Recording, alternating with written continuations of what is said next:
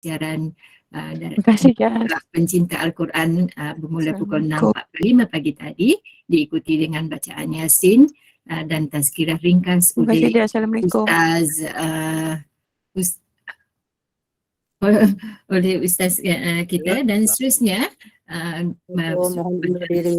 surat Al-Maksurat. Dan tepat pukul 8 pagi, sekejap lagi, kita akan bersama dengan Al-Fadil Ustaz Muhammad Azhar dari pensyarah USIM untuk kita sama-sama mengikuti tazkirah dengan kitab rujukannya, kitab Al-Azkar bertajuk Zikir. Tentu saja menarik kepada rakan jemaah kita seramai 109 orang tadi. Jangan tinggalkan kami seorang-seorang ya. Terus bersama kami, kekal bersama kami untuk kita ikuti tazkirah yang menarik ini dari Ustaz Muhammad Azhar. Saya kira Ustaz Muhammad Azhar telah pun berada di talian. Kita buat ujian audio dulu Ustaz, silakan. Ya, Assalamualaikum. Terima kasih Ustazah. Ya, terima kasih kepada yang ingin meninggalkan kuliah kita, tapi rayuan saya janganlah tinggalkan kami ya. Kekal bersama kami. Kita buat ujian audio dulu Ustaz, silakan. Okay, Assalamualaikum warahmatullahi wabarakatuh. Okey ke Talian suara? kita jelas dan sempurna. Apa khabar Ustaz? Alhamdulillah, sihat alhamdulillah. Ramai di antara kita tertunggu-tunggu kupasan seterusnya ya dengan kitab Al-Azkar ini. Dan bagi memulakan sesi kuliah kita pagi ini, dipersilakan Ustaz untuk membacakan umul kitab dan seterusnya meneruskan kuliah kita pagi ini. Silakan Ustaz. A'udzubillahi minasyaitonirrajim. Bismillahirrahmanirrahim. Alhamdulillahi rabbil alamin arrahmanir rahim maliki yaumiddin. Iyyaka na'budu wa iyyaka nasta'in. Ihdinas siratal mustaqim siratal ladzina an'amta 'alaihim ghairil maghdubi 'alaihim waladdallin. Amin. Bismillahirrahmanirrahim. Assalamualaikum warahmatullahi wabarakatuh. Alhamdulillahirabbil alamin wassalatu wassalamu ala asyrafil anbiya'i wal mursalin wa ala alihi wa sahbihi ajma'in. Asyhadu an la ilaha illallah wa asyhadu anna Muhammadan 'abduhu wa rasuluh. Fa inna asdaqal hadithi kitabullah wa khairal hadi hadi Muhammadin sallallahu alaihi wasallam wa syarral umuri muhdatsatuha wa kullu muhdatsatin bid'ah wa kullu bid'atin dalalah atau kama qala sallallahu alaihi wasallam. Alhamdulillah, kita bersyukur kepada Allah Subhanahu wa taala diberikan kesempatan untuk kita sambung pengajian kita yang berkaitan dengan zikir-zikir yang ditinggalkan ataupun diajarkan oleh Nabi Muhammad sallallahu alaihi wasallam, sama ada dalam bentuk dia mengajar para sahabat ataupun dalam bentuk yang mutlak ataupun umum ataupun interaksinya dengan isteri-isterinya ataupun peristiwa-peristiwa lain yang terkandung di dalamnya arahan ataupun anjuran untuk kita berzikir dengan zikir-zikir yang tertentu yang mana ianya pasti datang daripada wahyu Allah Azza wa Jalla yang dicampakkan ke dalam hati Nabi Muhammad sallallahu alaihi wasallam sehingga terlontar zikir-zikir itu di dalam hadis-hadis suci baginda insya-Allah. Moga dengan ini kita memohon daripada Allah Subhanahu wa taala supaya kita menjadi hamba-Nya yang sentiasa bersyukur, yang menjadi sebab insya-Allah kita harapkan rahmat dan keberkatan daripada Allah Subhanahu wa taala turun dan meliputi kita insya-Allah dalam kehidupan kita di dunia dan di akhirat. Semalam saya ada sempat, sebenarnya bukan sempat, adalah beberapa persoalan yang saya rasa saya mungkin perlu sentuh sekali lagi. Pertamanya tentang salawat Jibril, yang mana sebenarnya saya kalau boleh nak berinteraksi dengan para jemaah yang sebenarnya yang biasa dengan salawat Jibril ni, salawat yang paling pendek lah kita kata, sama macam selang-selinya salawat yang kita buat di antara rakaat-rakaat tarawih sallallahu ala Muhammad tapi itu sirah ataupun frasa yang orang kata apa, yang terpendek lah, yang kita kata boleh digunakan untuk selawat. Tetapi itu pada pandangan ramai orang yang mungkin biasa dengan sirah ataupun susun atur kata atau perkataan yang sebegitu. Tetapi saya masih lagi mencari sebenarnya di mana datangnya sirah yang sependek itu dan nama yang diberikan kepada selawat Jibril itu, wallahu alam, saya sampai sekarang tak jumpa lagi. Mungkin itu kekurangan saya lah. Itu sebab saya mohon sangat-sangat kalau ada jemaah yang boleh membantu saya mendapatkan sumber ataupun sejarah ataupun latar belakang kepada penamaan selawat itu sebagai selawat Jibril, wallahu alam. Tetapi bila dicari-cari saya tak jumpa. Jadi bila tak jumpa, saya memang tak ada jawapan dan tak mampu untuk menganjurkan selawat yang sebegitu dengan menyandarkannya kepada orang kata apa, kepada hadis Nabi Muhammad sallallahu alaihi wasallam. Itu benda yang saya tak mampu nak beri jawapan dan tak mampu nak memberanikan diri, untuk mengatakan ianya boleh. Ada saya jumpa tentang perkara tersebut, tetapi tak ada klasifikasi yang sebenarnya memberi kita asas yang kuat untuk kita meneruskan amalan selawat Jibril dengan bacaan 1000 kali itu. Wallahu alam, saya sampai sekarang saya tak jumpa lagi pendapat yang kuat ataupun sumber rujukan yang kuat dan kukuh untuk tujuan itu. Maka saya boleh kata, orang kata apa, berlepas tangan jugalah nak mengatakan benda tu boleh ataupun tidak. Wallahu alam, saya mohon maaf untuk tujuan itu. Lepas tu tentang selawat 1000 kali tu, saya rasa saya dah jawab dah semalam, yang mengatakan bahawa kalau ia tidak disandarkan kepada mana-mana dalil tetapi kita nak buat sahaja dan dengan menggunakan lafaz selawat yang datang daripada Nabi Muhammad sallallahu alaihi wasallam, maka pada saya itu tak jadi masalah. Tak jadi masalah. Tapi dalam anjuran berselawat, Nabi Muhammad sallallahu alaihi wasallam dia tidak memberatkan umat dia dengan zikir-zikir yang mempunyai bilangan yang terlalu banyak bergantung kepada adat kebiasaan manusia. Okey, saya tak nak masuk, orang kata apa, saya tak nak sentuh sangat tentang individu-individu ataupun ustaz-ustaz yang mengajak dan menganjurkan zikir selawat yang sebegitu. Mungkin masing-masing jemaah boleh rujuk kepada ustaz tersebut dari segi latar belakang dan anjuran secara nas syarak tentang satu-satu amalan ibadat tu lah. Lepas tu Yasin Mubin ni pun sebenarnya saya cari juga, tak jumpa juga. Sebenarnya Yasin Mubin ni dia ada dua benda dalam Yasin di antara amalan-amalan biasa para jemaah yang biasa buat lah. Yang pertama, mengulang perkataan ataupun ayat salamun qawlan min rabbir rahim. Itu satu biasa juga dibuat. Yang kedua, meletakkan niat pada setiap perkataan mubin.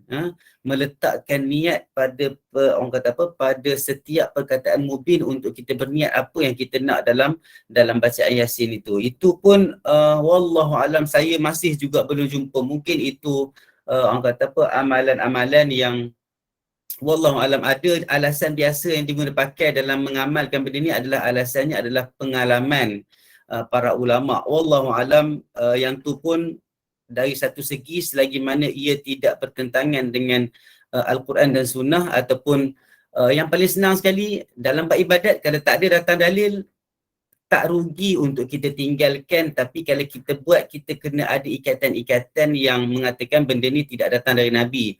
Aku buat dengan i'tiqad bahawa bukanlah ini yang paling baik berbanding dengan amalan yang Nabi tinggalkan. Dan ada banyak benda, konsekuensi yang kita kena jaga bila kita buat satu amal ibadat yang tidak berdasarkan kepada dalil. Tetapi Bila kita buat amal ibadat yang berdasarkan kepada dalil, walaupun benda tu sikit tetapi kita kena merasa ianya kukuh dan ia bersandarkan kepada dalil dan tak ada apa-apa perkara lain yang kita perlu jaga dah kecuali hadirkan hati dan ikhlas kepada Allah Subhanahu wa taala.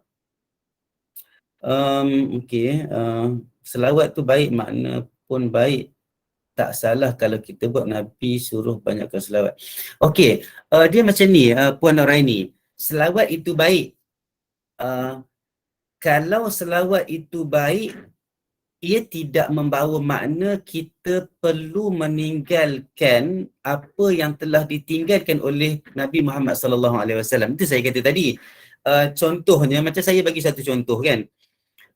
Ada seorang, contohnya saya bagi arahan supaya pelajar saya pergi ke Kuala Lumpur menggunakan kereta saya, contohnya kan. Tapi pelajar tu dia ambil keputusan untuk tak pakai kereta saya, tak guna kereta saya dan dia pergi naik komuter contohnya. Saya sebagai orang yang memberi arahan, memberi nasihat, saya rasa pelajar ni kurang adab. Itu bahasa saya lah. Wallahualam orang lain. Dia kurang adab apabila dia tidak mengikut apa yang saya nasihatkan sebagai orang yang boleh memberi nasihat dalam kapasiti seorang guru dengan anak murid. Dia tidak menjadi satu perkara yang wajib untuk dia ikut kalau tak ikut berdosa, tapi dari segi adabnya dekat situ. Tapi dalam bab ibadat, dalam bab agama, contoh bukan agama. Contoh muamalat harian. Contoh orang kata apa, deal harian kita. Tidak berkaitan dengan ibadat. Itu pun kadang-kadang kita boleh terasa hati bila orang tak ambil nasihat kita. Apatah lagi perkara yang kita nak buat ini adalah perkara ibadat. Yang mana ia juga ijma' para ulama' yang mana ibadat mesti tergantung dan terhenti di atas nas syarak. Kalau ianya hanya bergantung kepada apa yang kita faham, perkara ni baik, solat pun baik juga. Kalau solat pun baik, ramai juga mungkin orang nak solat sunat lepas asar sedangkan dia ada tegahan. Takkanlah kita kata, takkanlah solat sunat lepas asar, kita nak solat je kot lepas asar je, tak ada apa pun, kan solat tu baik. Jadi kalau itu pandangan dan kesimpulan yang kita boleh buat tentang ibadat, ia adalah amat bahayalah pada saya lah. Dan pada ulama, sebenarnya perkara ni dah dibincangkan lama oleh para ulama, supaya hadis pun menyebut tentang banyak perkara yang man ahdatha fi amrina ma laysa minna fahuwa raddun. Kita dah baca dah hadis tu pada awal hari tu. Siapa yang orang kata mereka cipta satu amalan dalam agama yang tidak ada asal ataupun tidak ada dalil dalamnya berkaitan dengannya, maka ianya tertolak. Memang sebenarnya selawat memang disuruh, tetapi Nabi dah ajar sirah. Nabi dah ajar sirah, maksudnya Nabi dah ajar banyak orang kata apa, cara untuk kita berselawat, kalimah-kalimah, ayat-ayat untuk kita berselawat. Maka kita sebagai orang yang beradab dengan Nabi Muhammad sallallahu alaihi wasallam yang pertama, yang kedua ittiba' sunnah, yang kedua, yang pertama beradab dengan Nabi, yang kedua ittiba' ataupun mengikut sunnah. Kita kena ikut apa yang Nabi tinggalkan dulu. Barulah kalaulah kita kata kita dah buat dah apa yang Nabi suruh.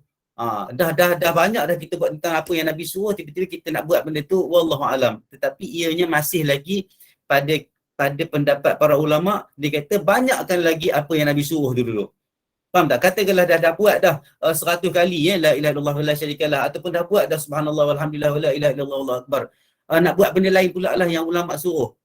Ia tidak mendapat tempat kecuali dia ulang banyak lagi apa yang Nabi tinggalkan. Sebab kalau dia memilih apa yang ulama sebut tanpa ada dalil kepada sunnah, ia seolah-olah dan sebenarnya secara direct, secara langsung sebenarnya dia dah tinggalkan apa yang Nabi buat.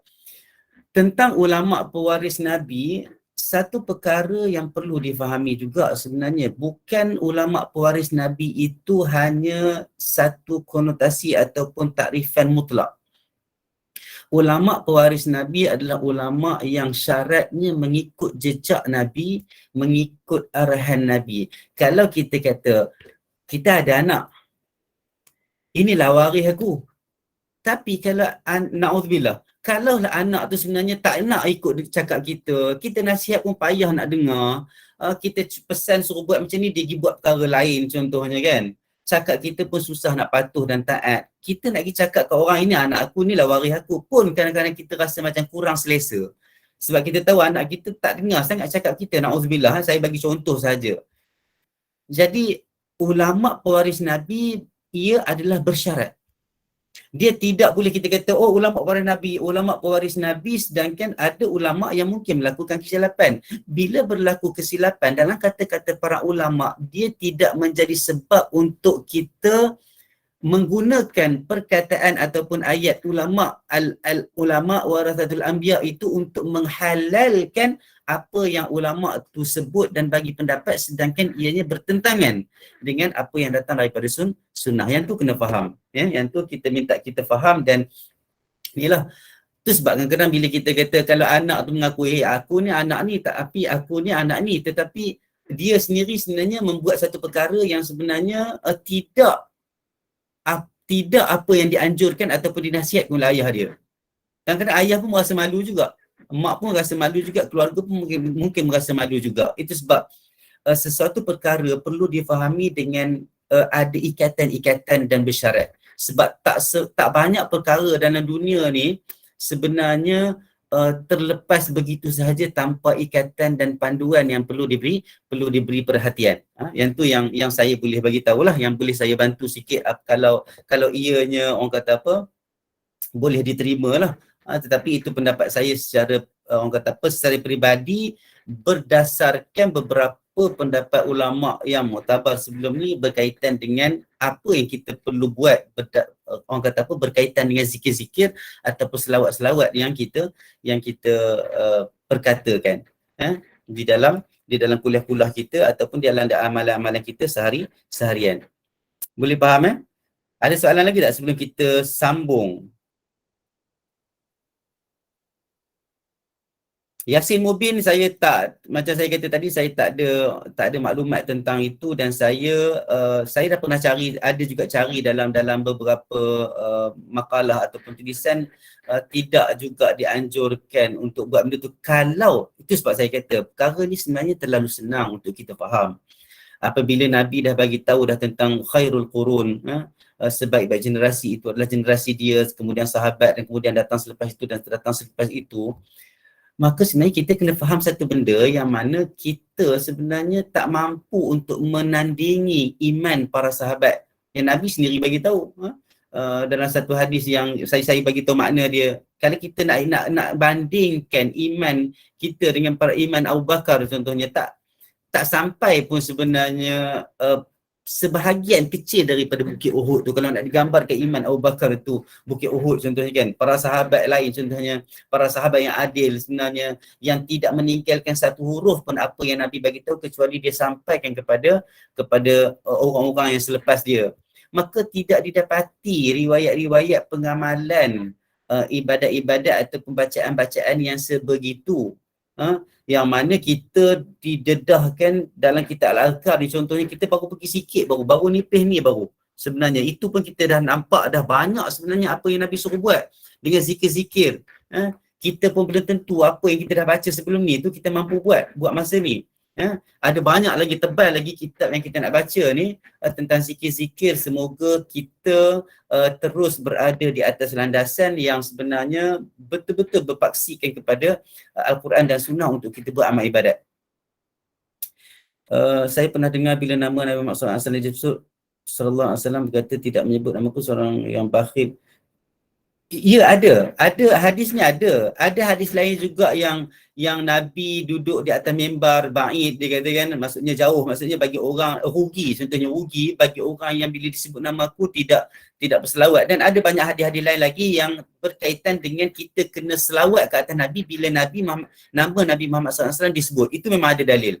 Nanti kita akan jumpa insya-Allah. Itu memang ada dalil.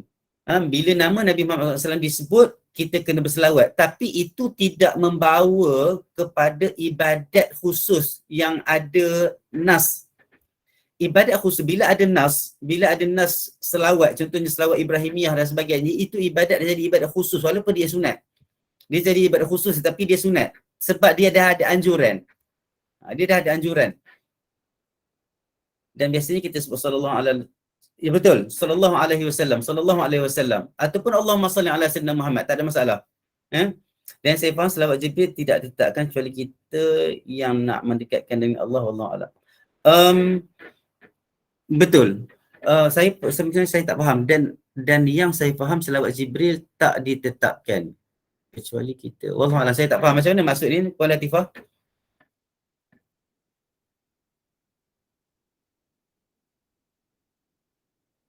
Okey. Kalau kita tak ikut ulama, kita nak ikut siapa? Sedangkan Nabi SAW dalam wafat, ulama bincang dengan para ulama lain untuk mengeluarkan suatu fatwa, bukan lepas. Betul, tetapi ulama-ulama juga mesti berpaksikan di atas dalil. Kalau dalil tak ada, tak boleh ikut. Itu saja. Itu sebab saya dah pernah sebut sebelum ni, dia ada khilaf yang muktabar, dia ada khilaf yang tidak muktabar. Kalau khilaf itu muktabar, kita boleh ikut. Khilaf muktabar ni adalah khilaf yang berdasarkan di atas dalil-dalil yang sahih. Tetapi berlaku perselisihan pendapat ulama. Contohnya bila beberapa mazhab berbeza pendapat tentang sentuh orang perempuan, batal air semayang, sentuh suami isteri, sentuh orang perempuan ke isteri ke, sama ada batal air semayang atau tidak batal air semayang. Menggunakan dalil yang sama, contohnya aula mastumun nisa dalam ayat Quran. Tetapi Imam Malik menggunakan makna la masa dengan makna jima'. Imam Syafi'i menggunakan memahami makna la masa memakna sentuh. Jadi itu perbahasan khilaf muktabar berdasarkan dalil yang sahih. Tetapi ada juga khilaf-khilaf yang berdasarkan kepada dalil-dalil yang tidak kuat. Itu sebab di dalam fiqh kita belajar tentang ada qaul ataupun pendapat yang rajih dengan pendapat yang marjuh. Yang tu yang kena belajar fiqh, sebenarnya kena belajar fiqh juga bagaimana ulama mengistinbat hukum.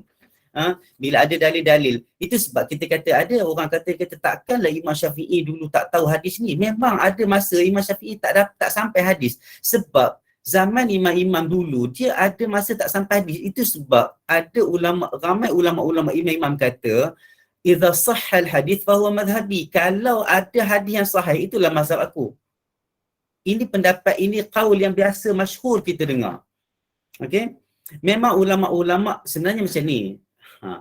Dia sebenarnya macam ni, tidak semua ulama sentiasa berbincang. Macam mana kita nak kata pada keadaan dulu ulama-ulama berbincang, sentiasa bincang. Sekarang ni pun sebenarnya ulama tak bincang pun banyak. Banyak ulama tak berbincang pun. Macam mana kita nak bagi tahu kata ulama sentiasa berbincang untuk mengeluarkan fatwa? Ulama tidak berbincang untuk mengeluarkan fatwa kecuali perbincangan itu dianjurkan secara rasmi. Contohnya kita ada majlis fatwa dan sebagainya. Tetapi ulama-ulama yang duduk di tempat-tempat yang jauh, contohnya sebelum adanya sistem komunikasi yang bagus sekarang ni, macam mana kita nak kata ulama-ulama sentiasa berbincang kecuali apabila berlakunya rehlah-rehlah ataupun safar yang menemukan para ulama. Tetapi itu pun tidak banyak direkodkan ulama-ulama berbincang. Biasanya dulu penulisan-penulisan itulah pembincangan ulama. Perbincangan ulama itu adalah ulasan-ulasan ataupun perbincangan-perbincangan di antara kitab-kitab dan rad di antara ulama sesama ulama. Ada juga pembincangan berlaku dalam proses talaqi ilmu. Itu juga ada. Itu sebab kita tak boleh nak kata orang kata apa, ulama itu sentiasa betul. Tak. Itu satu benda yang kita kena faham. Itu sebab bila bercakap tentang kenapa ada orang sentiasa takhrijkan hadis, kenapa ada orang melakukan tahqiq, kenapa banyak kalaulah kita pergi ke maktabah ataupun library yang ada kitab-kitab Arab, kita akan dapati di sana banyak berlaku tahqiq. Tahqiq ni maksudnya ada ulama lain datang untuk menelusuri balik kalam-kalam dalam kitab dan membetulkan beberapa kesilapan. Itu berlaku. Imam Ghazali contohnya, Iraqi datang takhrijkan hadis-hadis dia. Kita secara beradab, kita tak kata Imam Ghazali sengaja memasukkan hadis-hadis dhaif dan hadis-hadis palsu. Kita sebagai orang yang Islam yang beradab, kita tak kata Imam Ghazali sengaja memasukkan hadis-hadis dhaif dan hadis-hadis palsu. sehingga dia ni kita kata berdosa besar. Tak ada siapa pun ulama-ulama yang mendosa besarkan Imam Ghazali. Tetapi Imam Al-Iraqi datang mentakhrij, mengeluarkan, mengkategorikan balik hadis-hadis yang ada dalam Ihya Ulumuddin, dan banyak di dalam tu hadis-hadis dhaif dan maudhu'. Dan ulama-ulama tak pernah attack pe Imam Ghazali secara, orang kata apa, secara kasar, sehingga walaupun berlaku dalam beberapa era, tetapi itu pun perkara yang tidak disukai dan tidak disetujui oleh ramai ulama. Itu sebab saya kata nak bincang benda ni sebenarnya agak sukar kalau kita tak buka kita punya, orang kata apa, kita punya hati dan pemahaman supaya kita menerima satu perbahasan di kalangan para ulama yang mesti berdasarkan pada dalil. Itu sebab saya kata bila kita nak tengok ulama di antara ulama berbincang, kita kena tengok dalil di setiap pihak. Itu sebab kalau siapa-siapa yang belajar agama, belajar kitab fiqh, bila dia buka kitab-kitab fiqh, contohnya dalam bab membatalkan air sembahyang, membatalkan wuduk contohnya. Okey, Imam Malik kata macam ni. Sebab apa dia kata macam ni? Dia datangkan dalil. Okey. Kenapa Imam Abu Hanifah kata macam ni? Datangkan dengan dalil sebagainya. Kenapa Imam Ahmad bin Hanbal dan pengikutnya mendatangkan pendapat yang begini? Apa dalilnya? Jadi di akhirnya itu, okey, kita dapati pendapat yang kedua contohnya oleh sifulan-sifulan berdasarkan kepada hadis ini, sedangkan hadis ini dikategorikan sebagai dhaif. Maka kaul ataupun pendapat yang paling rajih dalam bab ini adalah pendapat yang kedua atau ketiga. Contoh saya bagi contoh. Itu sebab orang kata apa, dalam bab ibadat ni memang ulama, siapa-siapa yang belajar fiqh dan usul fiqh memang dah faham sangat-sangat bahawa amalan ibadat dipanggil al-aslu fil ibadah at-tauqif. Tanyalah siapa pun, mereka akan familiar dengan kaedah ini. Kaedah yang mengatakan al-aslu fil ibadah at-tauqif ataupun at-tawaqquf. Perkara asal yang basic dalam bab ibadah mestilah orang kata apa, terhenti ataupun berdasarkan kepada dalil. Kalau tak ada dalil, tak boleh buat. Itu asal dalam bab ibadah. Wahabi yang selalu menyempitkan agama, wallahu alam, saya pun tak faham sebenarnya siapa yang Wahabi sebenarnya. Kalau siapa-siapa di dalam ni boleh mendefinisikan Wahabi, baru kita boleh bincang. Siapa yang boleh definisikan Wahabi di dalam jemaah ni? Maksudnya saya nak dapat takrifan Wahabi tu sendiri dulu. Bila ada label, dia ada takrifan. Kalau ada takrifan, baru boleh kita bincangkan. Berapa banyak tu ikut kita kalau kita... Ya, betul. Puan Latifah, betul. Berapa banyak tu ikut kita. Kalau kita nak selawat banyak, ikutlah. Betul. Memang betul. Banyak. Bila Nabi kata banyakkan selawat pada aku pada hari Jumaat, banyakkan selawat. Tetapi dia adalah terkait dan terikat. Sebab macam ni. Ayat Quran dengan hadis, dia ada syarah dia. Ayat Quran dia ada tafsir dia, hadis dia ada syuruh, dia ada syarah dia. Maka ayat Quran bila nak faham, kena berdasarkan tafsir-tafsir yang muktabar. Kalau hadis, kalau kita nak faham, kena berdasarkan syuruh-syuruh yang muktabar. Maksudnya syarah-syarah hadis yang muktabar. Kalau dalam arahan dan anjuran untuk berselawat banyak-banyak, siapa yang berselawat banyak dia akan dapat pahala banyak. Tetapi ulama bincang apakah sirah ataupun ayat yang dikatakan selawat yang macam mana dianjurkan oleh Nabi Muhammad SAW. Ada banyak sebenarnya sirah selawat, ada banyak ayat selawat contohnya yang kita bincang hari itu yang memang sahabat tanya dan Nabi ajar adalah selawat Ibrahimiyah itulah.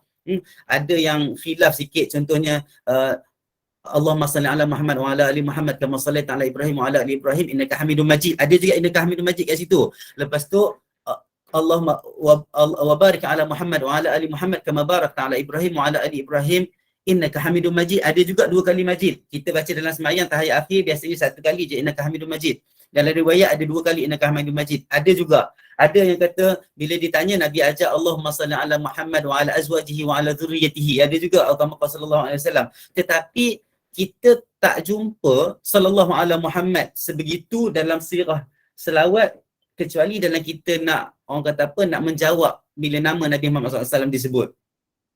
Jadi menyebut tentang sirah selawat yang pendek dan dengan nama orang kata apa, selawat Jibril tu, saya tu sebab saya kata dari tadi saya tak mampu untuk menjawab secara tuntas, tetapi nasihat saya adalah untuk kita kembali menggunakan selawat yang Nabi ajar, itu sahaja. Sebab kita kembali kepada kaedah yang mana ibadat mesti ada dalil. Kalau tak ada dalil tak boleh.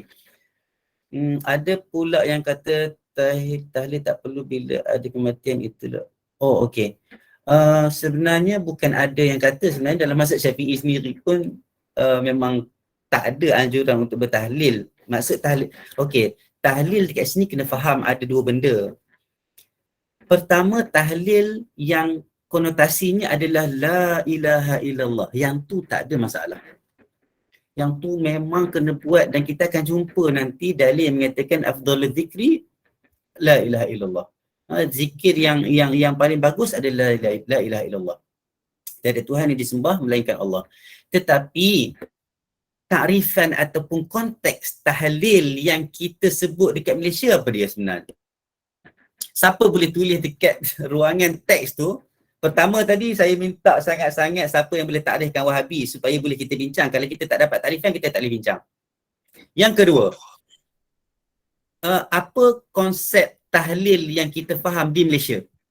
Adakah tahlil maknanya la ilaha illallah, ataupun tahlil itu adalah satu majlis yang ada makan-makan yang dimulai dengan beberapa susunan bacaan, dan bacaan itu dibuat secara jamaah dan kuat-kuat? Boleh tak bagi yang tu baru kita boleh bincang. Kalau tak ada takrifan, kita tak boleh bincang. Sebenarnya isu menyempitkan agama, sebenarnya saya kurang bersetuju secara individu sebenarnya, sebab kita terlalu banyak amalan lain kita boleh buat sebenarnya selepas kematian. Sebab bila kita tak boleh nak kata bila kita buat benda yang baru dalam agama, kita tu meluaskan agama, tak boleh. Kalau kita kata ulama yang menghalang benda yang dilihat sebagai satu benda yang diada-adakan dalam ibadat, kita kata benda tu menyempitkan agama, saya risau takut perkara tu boleh membawa kepada perkara yang kurang baik. Sebab dulu, kaedah ulama dulu-dulu, mereka menutup beberapa pintu keharusan untuk menutup satu pintu haram.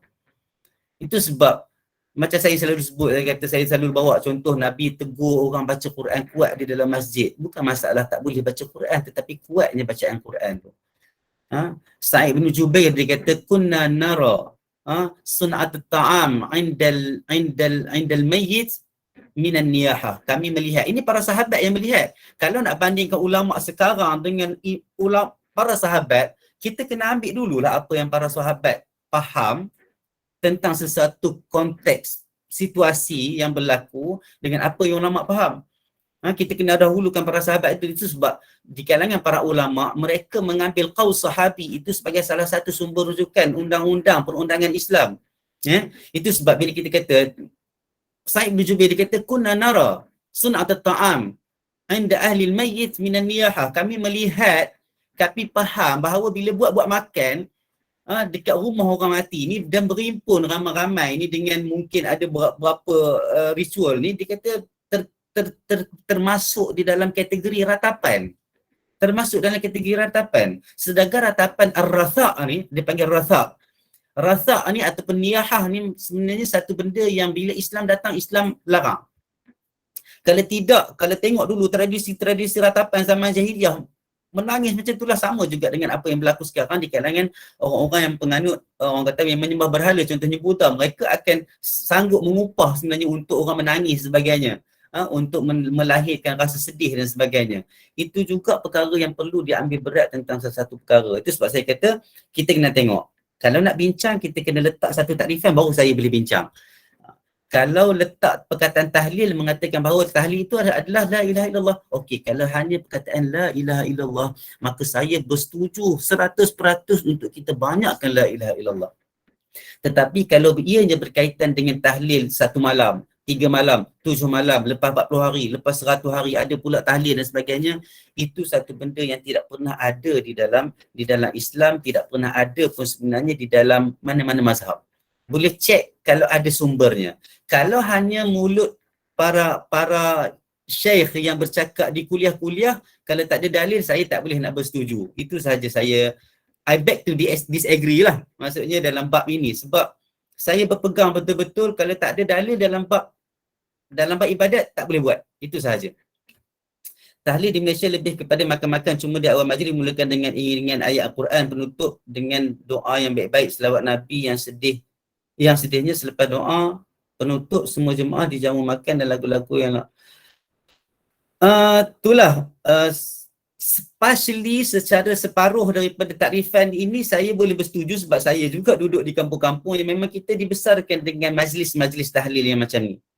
Belum lagi kita berbincang tentang bacaan Quran di atas kubur dan sebagainya kan, dan beberapa perkara yang sebenarnya tak perlu dibuat.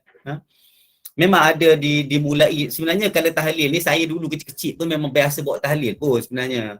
Ayah saya pun memang tu imam dan biasa kita sama-sama bawa tahlil dan sebagainya, talqin, ikut ayah dan sebagainya. Tapi bila kita belajar, kita kena belajar bukan untuk mempertahankan amalan yang tidak ada dalil, tetapi kita belajar untuk memperbaiki amalan-amalan kita supaya ianya kembali di atas landasan Islam. Itu sebab hadis Nabi dia kata apa?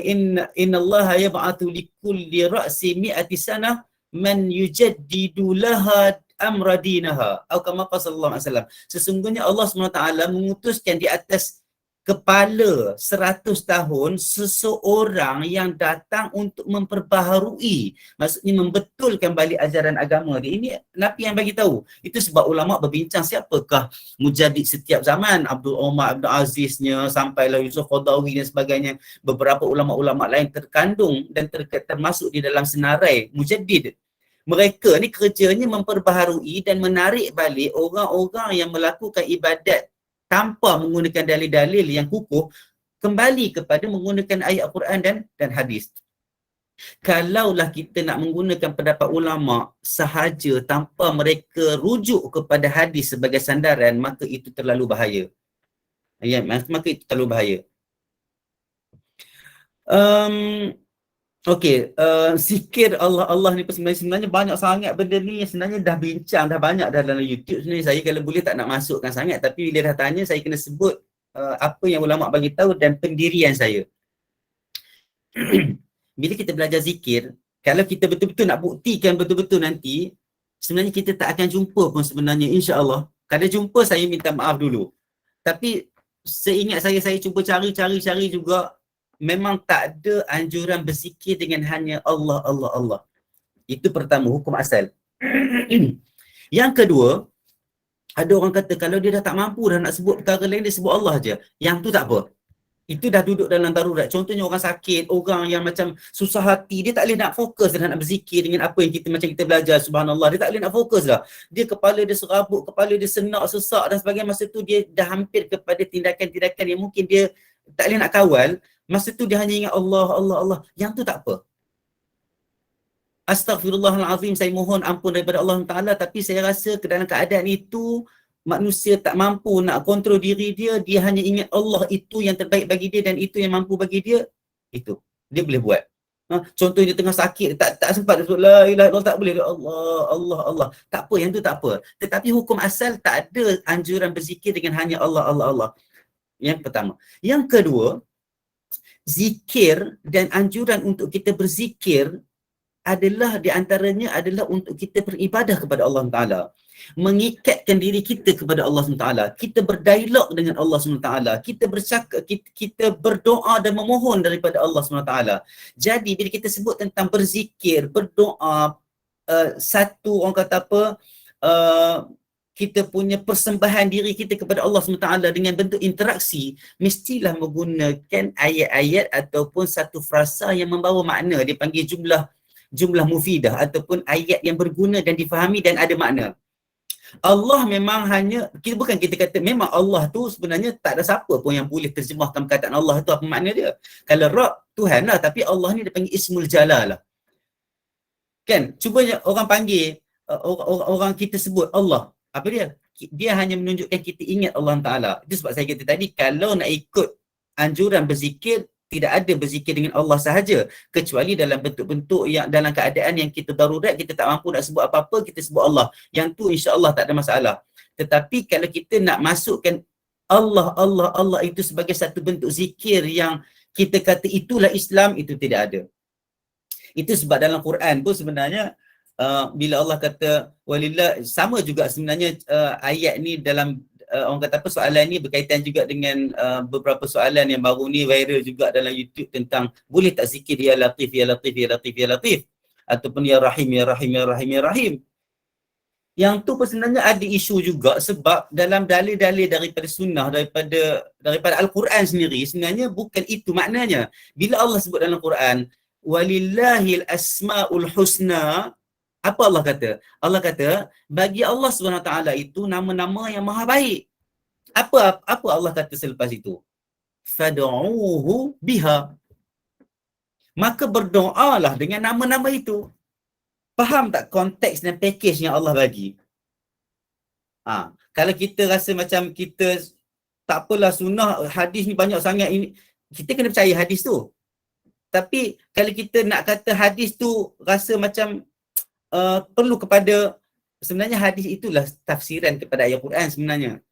Hadis itu tafsiran kepada ayat Quran. Ayat Quran juga sebenarnya menafsirkan ayat-ayat Quran lain di dalam Al-Quran. Itu kalau belajar ilmu tafsir akan adalah tu tingkatan-tingkatan tafsiran kepada nas-nas syarak.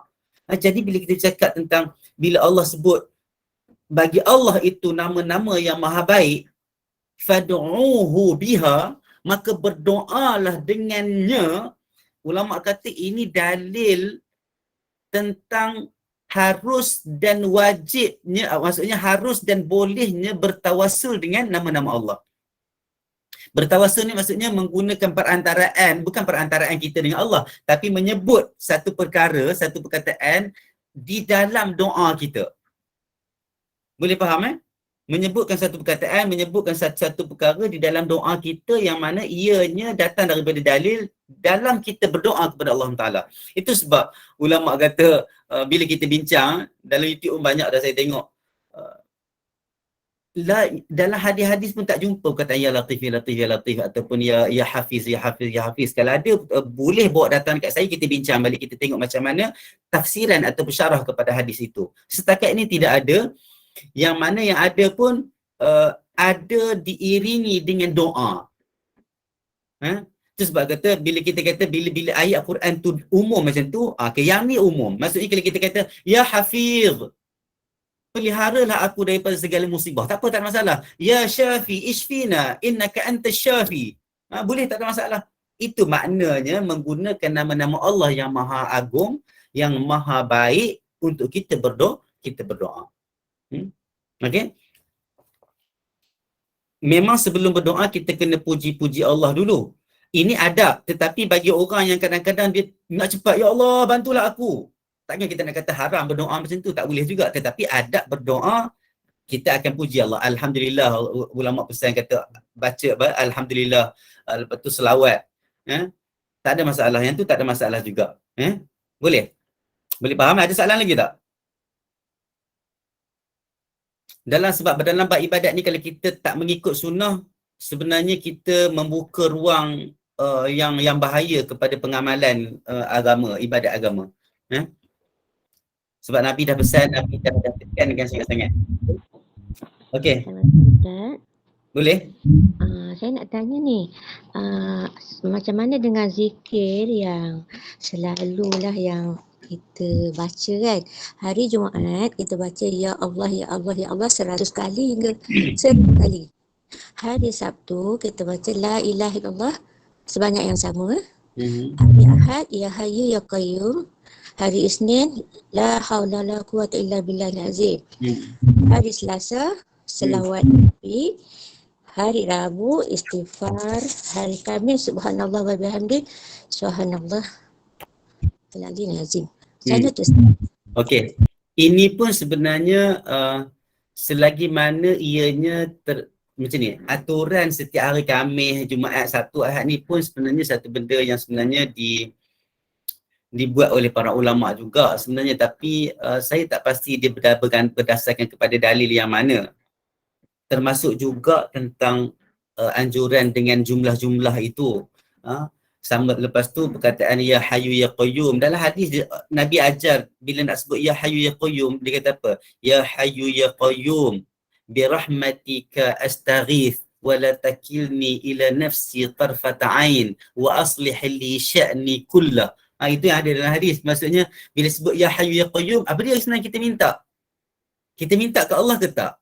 Sebab bila kita sebut tentang asma'ullahul husna, kita kena habiskan dengan perkara yang kata apa, yang membawa makna. Itu sebab kalau kita tengok zikir-zikir yang kita belajar dari awal, kalau tengoklah subhanallah, betul tak? Maha suci Allah, maksud kita puji Allah, bukan Allah saja. Alhamdulillah, segala puji bagi Allah. Adada khalqih, maksudnya puji Allah subhanallah adada khalqih, puji Allah dengan sebanyak mana Allah punya makhluk ciptaannya.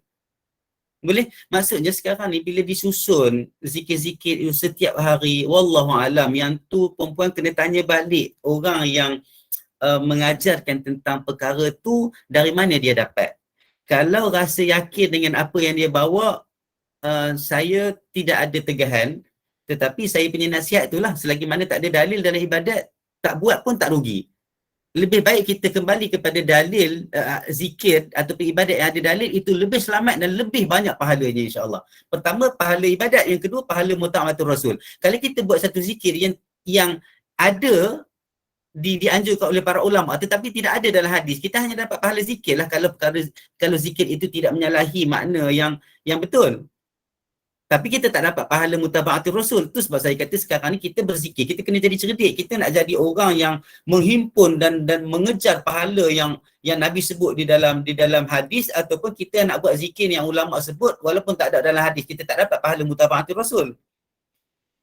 Itu sebab perkara itu kita kena bincang dan faham dulu. Sama juga zikir ya salat. Saya harap saya menjawab, Madam Hamisah. Ustaz. Okey. Mana zikir dengan ya salam? Sama juga. Sebab ya salam, ya hafiz, ya muqit, ya jabbar, ya mutakabbir. Ini semua nama-nama Allah SWT yang 99, tetapi anjuran di dalam Al-Quran adalah bila kita menggunakan nama-nama Allah SWT yang maha baik itu, kita kena menggunakannya ketika kita berdoa. Ketika kita berdoa. Tetapi kalau orang macam saya kata tadi lah, kalau dia dah tak larat sangat, dia ingat ya salam, ya salam, ya salam, tetapi sebenarnya dalam hati sebenarnya ada doa. Ya salam, apa dia kita minta? Ya Allah, apa dia? Apa dia dalam hati kita sebenarnya? Kalaulah kita kata ya Allah dekat mulut, tapi dalam hati kita, ya Allah bagilah aku ketenangan, tak apa, tak ada masalah. Tetapi kalau orang tanya balik kita, kenapa sebut ya salam saja, kenapa tak sebut ya salam bagilah aku ketenangan? Contohnya kan, kita nak jawab pun susah. Itu sebab saya kata apa yang kita kena buat adalah ikut apa yang Nabi suruh. Kalaulah satu hari orang kata, kenapa kamu zikir subhanallah adada khalqih? Tak faham kan? Tak faham. Tapi aku dengar ada dalam hadis. Dah tak ada masalah dah, walaupun kita tak mampu nak jawab. Boleh faham cakap saya? Tapi kalau kita buat satu zikir yang kita tak faham, ataupun kita faham, tetapi orang tanya balik, ada dalam hadis tak? Tak ada dalam hadis. Kita pun jadi satu masalah juga untuk kita. Niat untuk susunan zikir agar kita tidak lepas dengan zikir-zikir. Itu semua zikir yang baik. Betul, niat untuk susunan zikir tu betul. Tetapi macam saya kata tadi itulah, susunan zikir satu perkara. Yang kedua, jumlah tu.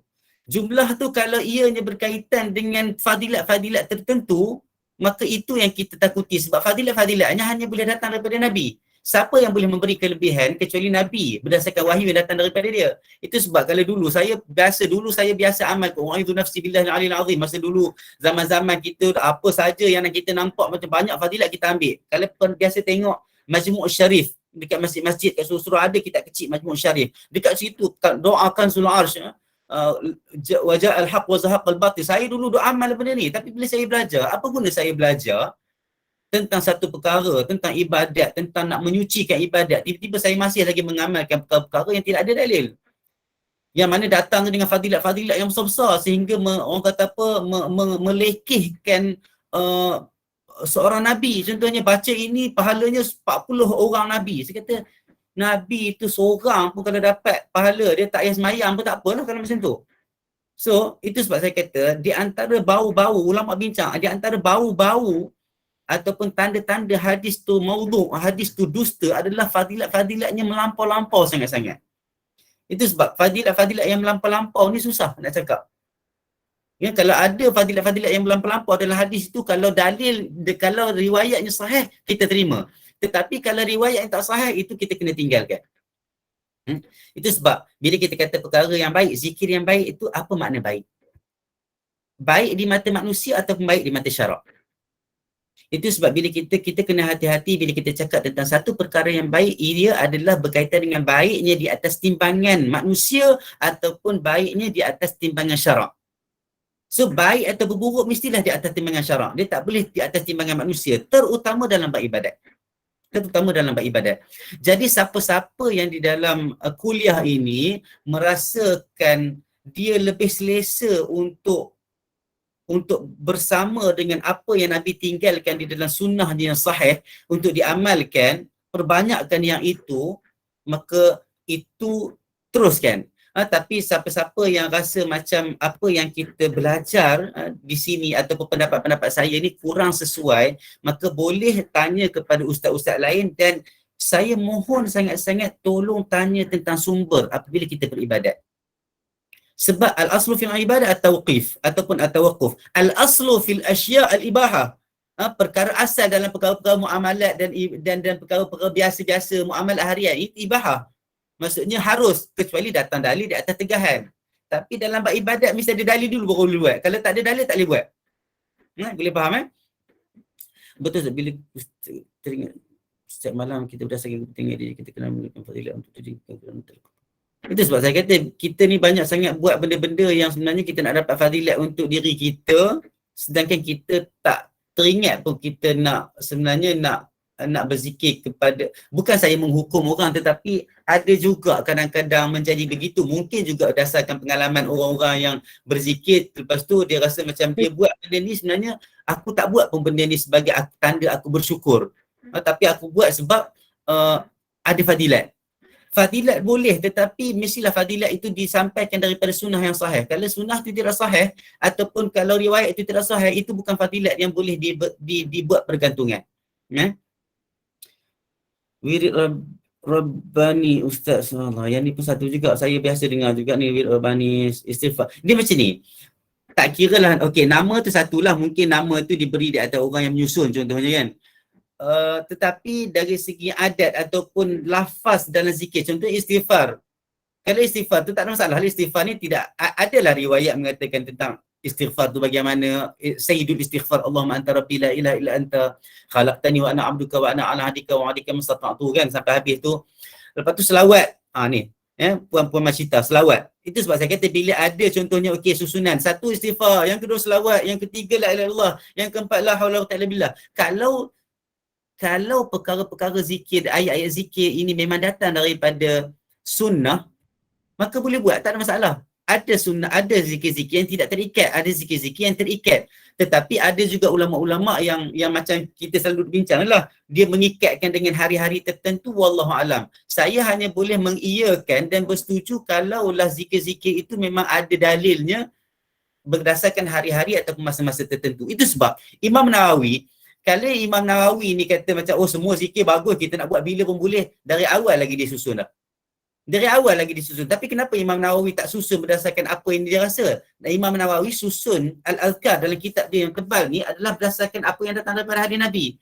Itu sebab dalil-dalil zikir yang tidak terkait dengan masa dan waktu dia letak dekat awal-awal sekali. Dan kita sekarang ni masih dalam bab yang pertama membicarakan tentang zikir-zikir yang tidak terkait dengan masa dan hari dan waktu tertentu dalam satu hari. Dan kita akan pergi kepada yang mula-mula, nanti kita akan pergi jumpa zikir bangun dari tidur dan sebagainya. Nanti kita akan ikut. Tapi kalau siapa yang datang dengan zikir, kenapa hari ni, hari Jumaat buat, kenapa hari Khamis buat zikir ni, yang tu kena tanya dia balik, saya tak jumpa. Saya rela untuk kelihatan tidak pandai, saya rela untuk kelihatan tidak pandai daripada saya berani untuk mengatakan perkara itu betul, sedangkan saya tak jumpa lagi dalil di dalam sunnah, di dalam Al-Quran ataupun di dalam sunnah. Dan saya minta tolong daripada jemaah sangat-sangat, kalau ada yang menjumpai dalil itu dalam kitab-kitab sahih, kitab-kitab hadis atau kitab-kitab agama, bawa datang dekat dalam kuliah, kita bincang sama-sama elok insya-Allah. Boleh Okey. Ada lagi soalan tak? Kita tak sempat baca satu hadis lagi depan ni. Saya harap kita sempat baca satu hadis. Okey, kalau tak ada apa-apa, kita terus kepada hadis yang pertama selepas Ustaz, Assalamualaikum Ustaz. Saya nak tanya. boleh? Waalaikumsalam. Jadi Ustaz, berkaitan dengan hadis-hadis ini Ustaz, tidak semestinya yang betul itu benar Ustaz. Dan yang benar itu benar. Macam mana Ustaz? Okey, apa makna benar dan betul tu dulu? Itulah. Maknanya tadi hadis tu ada kata hari Isnin baca ni, baca tu, kemudian Selasa baca zikir ni, kemudian Khamis. Jadi itu sebenarnya benar. Sebenarnya itu betul. Adakah itu benar gitu untuk kita lakukan? Okey. Saya tak faham tu Ustaz. Okey, maksud betul itu betul dari segi makna umum. Maksudnya zikir, makna zikir. Maksudnya kita contohnya kita zikir la ilaha illallah. Lepas tu ada orang kata la ilaha illallah ni letak hari Khamis contohnya kan. Meletakkan ia pada hari Khamis sahaja itu tidak betul. Tetapi zikir la ilaha illallah pada hari Khamis itu betul. Boleh faham tak? Baru faham Ustaz. Alhamdulillah Ustaz. Itu yang saya confuse tadi Ustaz. Maksudnya menyebut zikir la ilaha illallah pada hari Khamis itu betul. Tetapi mengkhususkan zikir la ilaha illallah pada hari Khamis sahaja itu tak betul. Masya Allah Ustaz. Saya faham Ustaz. Baru faham. Terima kasih Ustaz. Okey. Sama-sama. Okey Ustaz, doa-doa pula macam mana? Doa apa tu pada hari ni? Kalau tak boleh tulis, boleh terus bersuara je. Apa makna doa tu? Assalamualaikum Ustaz. Ya, Assalamualaikum warahmatullahi wabarakatuh. Doa-doa ni saya duk tengok banyak doa-doa, fazilat-fazilat doa yang ustaz-ustaz duk keluarkan dalam TikTok, dalam Facebook lah. Saya nak tahu macam mana doa-doa tu. Boleh kita ikut tak? Pasal fazilat-fazilatnya sungguh banyak. Terima kasih Ustaz. Sama-sama. Terima kasih pada hari ini. Okey, itu sebab saya kata tadi, bila ada doa ataupun zikir yang ada package dengan fadilat, mesti datang daripada sunnah yang sahih. Kalau tak datang daripada sunnah yang sahih, tak boleh pegang. Sebab apa? Sebab fadilat ni apa dia sebenarnya? Kelebihan. Siapa di atas muka bumi ni yang mampu nak bagi kelebihan kepada seseorang? Hanya Allah Subhanahu Wa Taala. Dan Allah SWT dia akan bagi penerangan tentang fadilat ni sama ada di dalam Al-Quran secara terus ataupun melalui lidah Nabi Muhammad SAW berdasarkan wahyu yang dicampakkan di dalam hati Nabi Muhammad SAW. Dua sumber ini sahaja yang boleh bergantung kepada fadilat. Ustaz, dia pun tulis di situ daripada hadis yang sekian-sekian, daripada hadis sekian-sekian. Saya tengoklah itu, dia keluar daripada hadis Al-Bukhari lah, macam-macam hadis. Okey. Okey, kalau ada itu sebab saya kata tadi, kalaulah fadilat itu memang ada di dalam hadis-hadis yang sahih, maka boleh bergantung, tak ada masalah. Teruskan, memang tak ada masalah. Tapi kalau fadilat-fadilat itu tidak terkandung di dalam mana-mana hadis yang sahih, maka kita tak boleh buat dan tak boleh bergantung. Hanya boleh berzikir saja. Contohnya macam dia kata la ilaha illallah 70 kali. Contohnya kan dapat rezeki di awal pagi. Contohnya. Sedangkan fadilat-fadilat itu tidak terkandung pun di dalam mana-mana hadis. Maka itu kita tak boleh bergantung. Kita tak boleh ada akidah dan iktikad dengan perkara itu. Tapi boleh tak berzikir la ilaha illallah? Teruskan berzikir la ilaha illallah. Zikir itu sebab saya kata, zikir ni sebenarnya macam puan apa tadi sebut, dia kata kita ni jangan duk rasa kita berzikir tu adalah kita nak dapat fadilat saja. Kita dapat fadilat dengan apa yang Nabi sebut dalam hadis, tetapi kita berzikir untuk apa? Itu sebab Aisyah dia kata bila dia tengok Nabi semayang bengkak-bengkak kaki, kan qiyamul lail ni wajib bagi Nabi, dia kata kamu ni dah maksum, dah Nabi, dah macam maksudnya dah confirm masuk syurga. Kenapa masih lagi beribadat macam ni? Sedangkan ialah Nabi nak banyak lagi nak uruskan negara, masuk peperangan dan sebagainya kan. Kalau rehat pun tak apa dah masuk syurga dah. Nabi jawab apa? Ala akunu abdan syakura. Adakah aku tidak menjadi hamba yang bersyukur? Ini Nabi punya jawapan. Itu sebab kita, bila kita duduk atas muka bumi ni, bila kita beribadat, kita kena ingat ni benda ni. Kita beribadat untuk kita bersyukur. Mendapat fadilat itu nombor 2. Mendapatkan fadilat itu salah satu cara Nabi motivasi, Allah motivasikan kita untuk kita beribadat.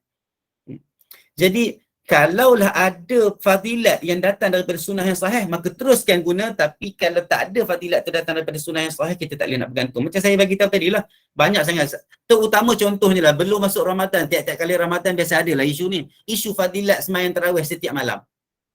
Kan banyak seperti bayi baru dilahirkan apa semua, tak ada langsung datang daripada sunnah yang sahih. Saya pun tak tahu, kita kaji juga, kita cek, ada sebahagiannya daripada Syiah sebenarnya, daripada riwayat-riwayat Syiah, daripada kitab-kitab mereka, Biharul Anwar contohnya, Al-Kafi contohnya. Saya pernah sebenarnya pergi satu seminar Syiah dekat Indonesia sebenarnya, di bawah Sadra Institute.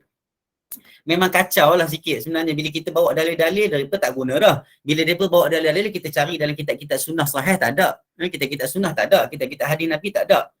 Bila kita cek balik, oh memang ada dalam kitab-kitab rujukan Syiah mereka. Memang sebenarnya kita agak terganggu juga sebenarnya, cuma kita kena kuat. Itu sebab saya kata inilah cara kita, macam ni kita nak jaga agama.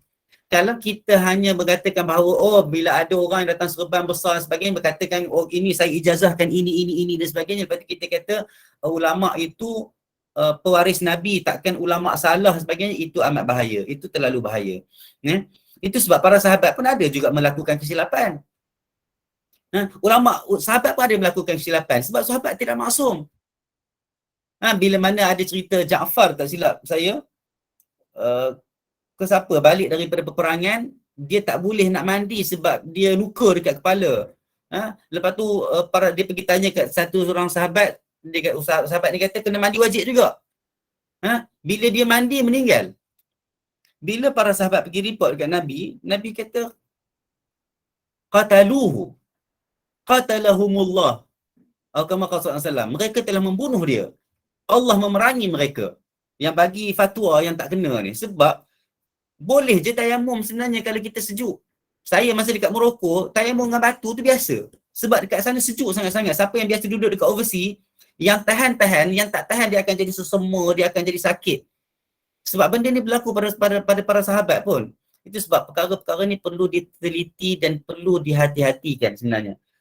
Okay, so berkaitan dengan poin hari ini tentang doa-doa tu, sebenarnya kalau ada fadilat itu datang daripada sunnah yang sahih, maka boleh teruskan. Kalau tak ada dalam sunnah yang sahih, saya terpaksa dan saya rela untuk dikatakan tidak pandai dalam menjawab persoalan ini. Kalau itu yang terbaik untuk saya, dengan niat saya nak jaga amalan, nak bantu mengajak manusia orang kata apa, beramal, beribadat menggunakan dalil-dalil hadis yang sahih.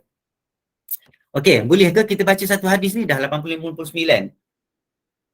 Okey. Silakan Ustaz, silakan. Okay. Saya rasa masih kesempatan. Okey, bismillahirrahmanirrahim. Wa rawaina fi sahihain wa rawaina fi sahihai al-Bukhari wa Muslim. Kami juga meriwayatkan daripada di dalam dua kitab sahih, Bukhari dan Muslim, an Abi Ayyub Al-Ansari radhiyallahu anhu, daripada Abu Ayyub Al-Ansari radhiyallahu anhu, anin Nabi sallallahu alaihi wasallam, daripada Nabi Muhammad sallallahu alaihi wasallam.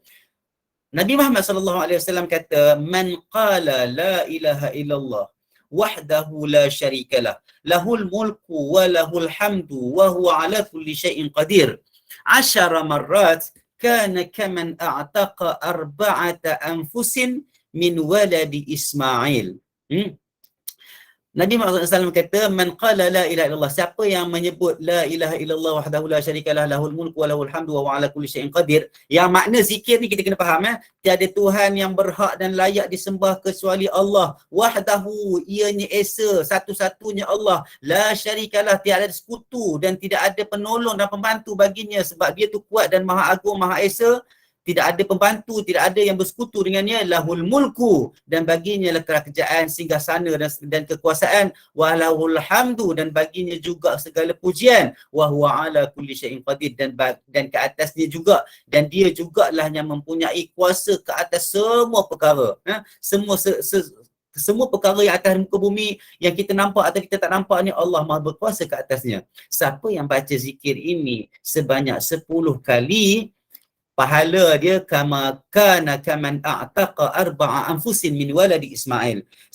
Dia dapat pahala sebanyak mana orang yang membebaskan 4 jiwa daripada walad Ismail.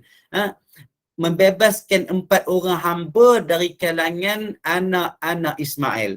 daripada kalangan anak Ismail. Abu Ayyub Al-Ansari ni, Abu Ayyub Al-Ansari ni siapa sebenarnya? Abu Ayyub Khalid bin Zaid bin Kulayb Al-Ansari. Dia meninggal pada tahun, ada riwayat kata 51 Hijrah, ada yang riwayat mengatakan 52 Hijrah, ada yang kata 53 Hijrah, tapi banyak yang mengatakan 52 Hijrah. Dia meninggal lewat sikit dari awal sikit daripada Abu Hurairah. Dia ni di kalangan orang Ansar, daripada golongan Ansar, daripada Bani Ghanam bin Malik bin Najjar, daripada Khazraj. Golongan Ansar dekat Madinah dia ada dua, Aus dengan Khazraj. Dia ni daripada golongan Khazraj. Dia juga terlibat di dalam Bai'atul Aqabah. Dia terlibat dengan peperangan-peperangan yang orang kata apa, yang berlaku pada zaman Nabi Muhammad SAW, dan dia meninggal ialah dia terlibat dengan banyak peperangan. Dia sentiasa berada di dalam gerombolan tentera-tentera ni. So dia meninggal dalam batalion tentera Yazid bin Muawiyah yang nak menghala kepada Konstantiniyah, Istanbul. Ini di antara sirah-sirah simple lah tentang Abu Ayyub Al-Ansari yang kita kena tahu jugalah sikit-sikit. Sekurang-kurangnya kita kenal juga siapa Abu Ayyub Al-Ansari. Jadi siapa yang sebut, Nabi kata siapa yang sebut la ilaha illallah, hadir hati. Bila kita kata tentang zikir, hadirkan hati dengan makna, dengan khusyuk dan tawaduk, kita serah kepada Allah Ta'ala. Bila kita kata la ilaha illallah, kita buang dalam kepala kita buang dalam i'tiqad kita bahawa tidak ada Tuhan lain selain daripada Allah yang wajib dan layak disembah oleh kita sebagai manusia dan hamba Allah Ta'ala. Wahdahu, mengesakan Tuhan, tidak ada sekutu bagi dia kerajaan, kekuasaan, walahul hamdu, bagi dia kepujian, dan ke atasnya juga bagi dia juga segala perkara. Dia mampu dan orang kata apa, berkemampuan dan berkuasa ke atas setiap sesuatu. Berapa kali? 10 kali. Nabi kata berapa kali? 10 kali. Bila? Dia tak bagi tahu. Satu hari ke tak? Nampak? Asyara